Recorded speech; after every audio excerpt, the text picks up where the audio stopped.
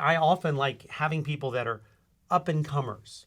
So I'm okay having them do the job for the first time as long as they were very successful in the job before. And so at the time that you're hiring, you're willing to take a risk that they have to learn the job, Yeah.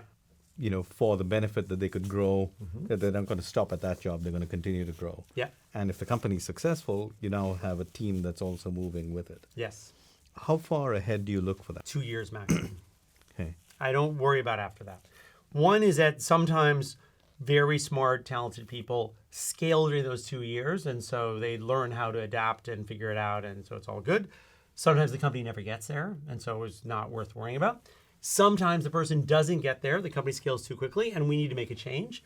That can be a difficult conversation when we say to people, we're going to have to split your division, or we're going to have to hire someone above you. And I've lost some people who, ego-wise, don't feel good, but I say to them, look, I don't think other people are going to hire you for VP of marketing for 300-person companies either. So think about it. And if someone will, I understand that. But I think you're really a director level right now. I think you're going to get to VP sometime, but just not yet. And sometimes you agree and sometimes you don't. One of the hardest things is people who've done a lot in a job and feel entitled in some ways to get the next job in that chain, to tell them, no, I don't think you're ready. It's not the first conversation. So if we've talked in the last several months about what's not going right. Like, I can't just make this up. I have to say, look, we're not filling the senior spots. You're not getting good quality people. Is your senior team turning over too quickly?